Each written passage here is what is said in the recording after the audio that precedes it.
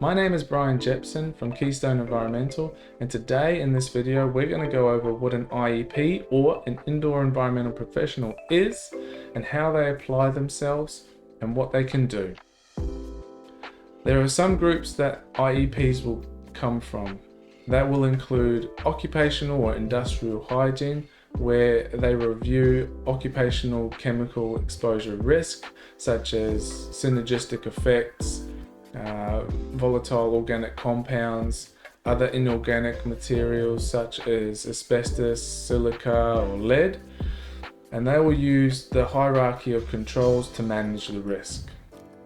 Then you have a building biologist who will take a holistic view and a very precise view when it comes to exposure of health, including that of an adult or a child, and how they will apply their judgment is through the precautionary principle.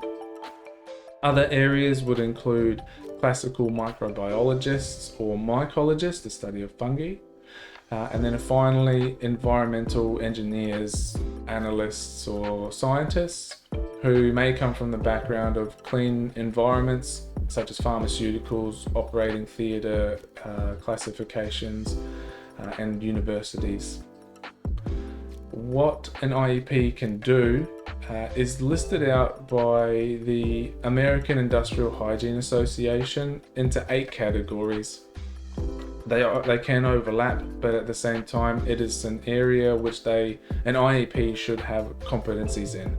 These include exposure assessments, indoor environmental quality as a whole, assessments and remediation practices, microbiology and mycology, that's the study of fungi to clarify that, heating, ventilation and air conditioning, or HVAC in short, building science, legal communications, that is reports or legal expert witness in court.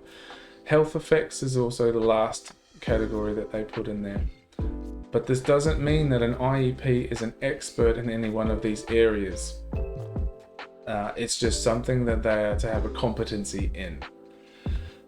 An IEP may be an expert in volatile organic compounds or odors, toxic materials, as we mentioned, being lead, asbestos, silica, electromagnetic fields and radiation, radio frequencies, meth or other drug laboratory, clandestine laboratories, water damaged buildings, fire and smoke damage from either building fires or wildfires, water quality, and critical environments and controlled environments where there are clean room processes that are involved, and also again your asbestos, silica, lead and other inorganic materials. When you would engage an IEP would be to validate or verify that a process has been followed and meets a certain standard. This may come from project management, where an IEP is engaged consistently for a project so that a standard is met and measured. It also might be at a concluding stage or phase of a project to validate that the work has met a certain standard. Another reason would be to identify risks that would otherwise be missed by common observation, and will also offer laboratory analysis.